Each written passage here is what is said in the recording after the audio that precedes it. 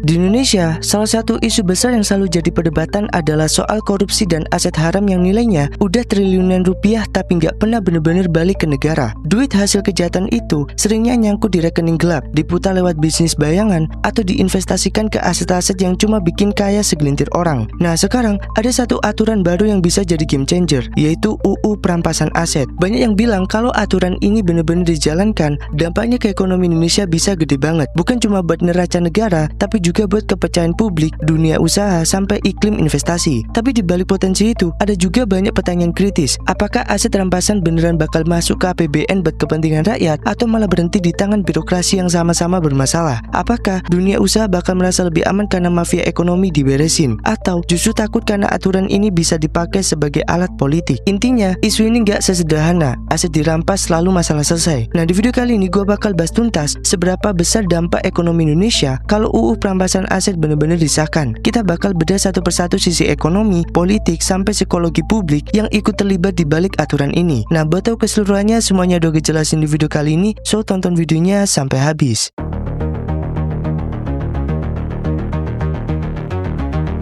Akar masalahnya jelas, kalau investor dan publik nggak percaya, ekonomi Indonesia bisa mandek. Korupsi itu bukan cuma soal moral, dia jadi hambatan nyata investasi. Haryadi Sukamdhani dari Apindo udah bilang, korupsi bikin biaya ekonomi naik dan investor ragu masuk karena ketidakpastian hukum. Begitu RUU Perampasan Aset disahkan, itu sinyal tegas negara serius bersih-bersih. Kalau aset hasil korupsi bisa dirampas cepat, investor asing bisa berpikir ulang, ini peluang, bukan resiko. Sekarang bayangin realitasnya, IPK Indonesia anjlok, berada di angka 34 sejak 2022 dan stagnan sampai 2024. Kita tertinggal jauh, berada di peringkat 110 dari 180 negara dalam indeks persepsi korupsi. Itu pas lagi pandemi, pasca jatuhnya Harvey Moise dan kawan-kawan. Dia cuma dihukum ringan, denda kecil, padahal merugikan negara triliunan. Itu ngasih pesan kuat, korupsi masih menang, rakyat yang rugi. Investor ambil keputusan berdasarkan confidence. Saat sistem hukum terlihat tumpul, saat pelaku korupsi bisa senyum di pengadilan, investor mikir dua kali buat masuk. Disahkan UU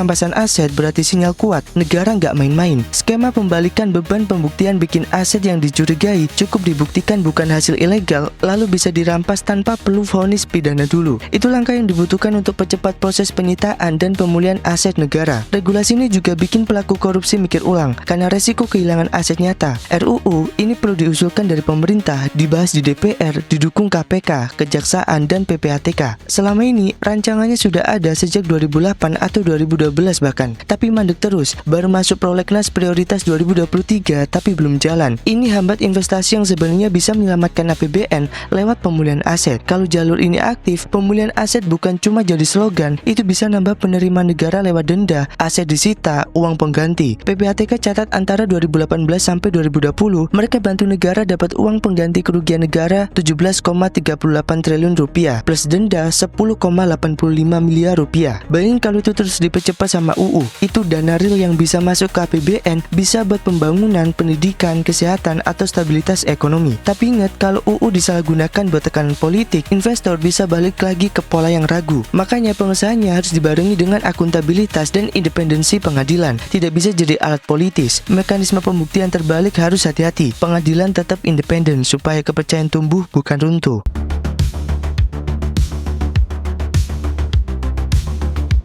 Banyak pengusaha pasti mikir kalau UU Perampasan Aset disahkan, apa itu bakal bikin bisnis lebih sehat atau malah bikin ketidakpastian tumbuh. Ini urusan serius karena efeknya langsung nyambung ke investasi, kepercayaan pasar, sampai arah ekonomi nasional. Korupsi dan mafia bisnis udah lama bikin rusak iklim usaha. Haryadi Sukamdhani dari Apindo bilang, korupsi bisa bikin biaya ekonomi makin tinggi, bikin investor ragu, dan bikin persaingan jadi nggak sehat. Kalau UU Perampasan Aset jalan dengan benar, ruang gerak mafia dan kartel bisa dipangkas. Main curang jadi lebih susah ketika negara punya kewenangan buat langsung sita aset ilegal. Itu artinya, pengusaha yang selama ini sembunyi di balik jaringan oligarki bisa ditekan, asal sistem hukumnya benar-benar bersih dan profesional. Tapi, jangan keburu senang dulu. Tempo pernah bilang, hukum itu pisau bermata dua. Kalau sistem hukum belum bersih dan politik masih dikuasai oligarki, UU ini bisa dipakai buat kriminalisasi. Pengusaha atau politikus yang dianggap lawan bisa aja jadi target, bukan karena ada bukti kuat, tapi karena ada motif politik. Situasi kayak gini justru bikin dunia usaha makin ragu, karena karena apa yang udah lo bangun bisa aja tiba-tiba disita atas tuduhan kabur tanpa kepastian hukum. Ini juga udah jadi perhatian banyak pihak. Ferry Amsari dari UNAN ngingetin, hukum kayak gini cuma bisa jalan kalau penegak hukumnya bersih dan profesional. Kalau enggak, UU ini malah berubah jadi alat abuse of power buat lawan bisnis atau politik. Kekhawatiran makin besar karena ada indikasi sebagian elit politik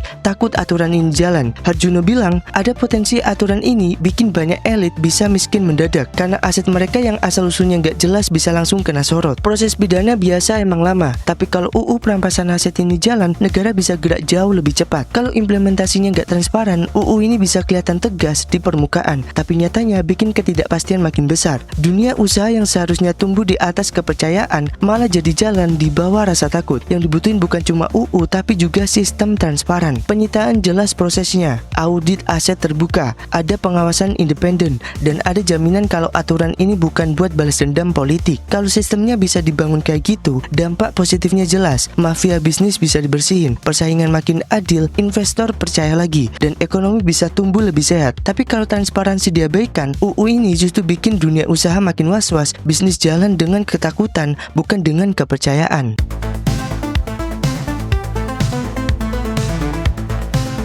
Indonesia udah lama punya masalah besar soal korupsi yang sifatnya sistemik. Dari pusat sampai daerah, dari proyek besar sampai urusan kecil, korupsi nyelip di mana-mana. Masalahnya, proses hukum yang ada sekarang sering terlalu panjang. Aset baru bisa disita setelah ada putusan pidana inkrah yang kadang butuh waktu bertahun-tahun. Dalam periode itu, aset bisa berpindah tangan, nilainya bisa dikurangi atau bahkan udah hilang sama sekali. Kalau UU perampasan aset jalan, ini bisa jadi perubahan besar. Negara punya kewenangan buat langsung bergerak, bahkan tanpa harus nunggu proses pidana yang ribet. Aset hasil korupsi atau kejahatan ekonomi bisa langsung diamankan. Dampaknya bukan cuma bikin pelaku jerah, tapi juga bisa ngerem mental pejabat atau pengusaha yang biasa main kotor. Ketika mereka tahu bahwa hasil korupsi bisa langsung disita, resikonya jadi jauh lebih besar dibanding sebelumnya. Efek dominonya jelas, korupsi yang lebih terkendali bikin anggaran publik lebih efisien. Proyek infrastruktur misalnya, bisa jalan dengan biaya yang lebih realistis, tanpa markup berlapis-lapis. Uang negara yang biasanya bocor ke kantong pribadi bisa balik lagi buat kepentingan publik. Kalau efisiensi anggaran naik, multiplier effect ke ekonomi juga makin terasa. Infrastruktur bisa dibangun lebih cepat, layanan publik membaik, dan kepercayaan masyarakat ke pemerintah pelan-pelan bisa pulih. Tapi sekali lagi, semua itu tergantung ke implementasi. Kalau aparat penegak hukum masih bisa dinego atau diarahkan buat kepentingan politik, efek jerah yang diharapkan gak akan muncul. Pelaku korupsi bakal cari cara lain, bahkan mungkin lebih canggih dari sebelumnya. Jadi meskipun UU ini punya potensi jadi senjata kuat buat ngurangin korupsi sistemik, tanpa penegakan hukum yang tegas dan bersih, hasilnya bisa jauh dari harapan. Kalau benar-benar dijalankan secara konsisten, UU perampasan aset bisa jadi momentum penting buat ngekat siklus korupsi yang udah terlalu lama jadi penyakit di Indonesia. Ini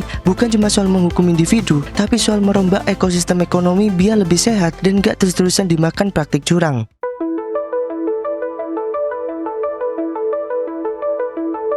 UU perampasan aset punya tujuan mulia, tapi di titik ini juga ada resiko yang gak bisa dianggap remeh. Instrumen hukum yang seharusnya dipakai buat memberantas kejahatan ekonomi bisa berubah jadi senjata politik kalau gak dijalankan dengan bersih. Dan begitu hukum dipakai buat kepentingan kekuasaan, yang kena dampaknya pertama biasanya justru sektor ekonomi. Investor, baik dalam negeri maupun luar negeri, sebenarnya gak takut dengan aturan yang ketat, selama aturannya jelas, konsisten, dan berlaku buat semua orang. Dunia usaha bisa beradaptasi, tapi masalahnya muncul ketika aturan dijalankan secara selektif.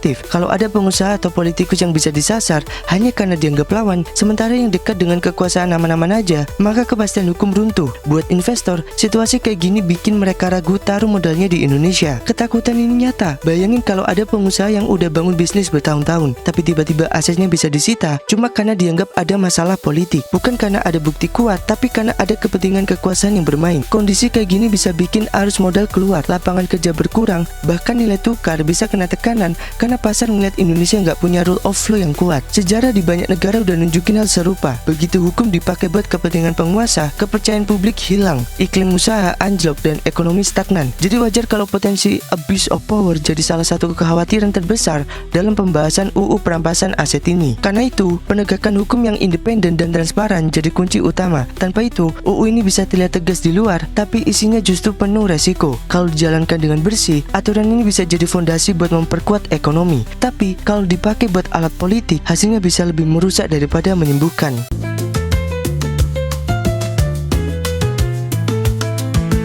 UU perampasan aset jelas punya potensi besar buat ngubah arah ekonomi Indonesia. Kalau dijalankan dengan bersih, aturan ini bisa ngeberesin masalah korupsi yang udah menahun, bikin iklim usaha lebih sehat, ningkatin penerimaan negara, dan bikin kepercayaan publik naik. Tapi di sisi lain, resiko penyalahgunaan kekuasaan juga nggak kecil. Kalau aturan ini jatuh ke tangan yang salah, dampaknya bisa bikin ekonomi makin gak stabil, investasi kabur, dan dunia usaha jalan di bawah ketakutan. Jadi intinya, UU ini bisa jadi momentum penting buat Indonesia keluar dari lingkaran korupsi dan oligarki, tapi juga bisa jadi bumerang kalau dipakai sekedar buat kepentingan politik. Kuncinya ada di transparansi, penegakan hukum yang profesional, dan komitmen nyata buat kepentingan publik. Karena tanpa itu semua, aturan sekuat apapun cuma akan jadi alat baru dalam permainan yang lama. Well, gimana menurut lo tentang fenomena ini? Tulis pendapat lo di kolom komentar. Well, terima kasih udah nonton video ini. Sampai ketemu di video selanjutnya.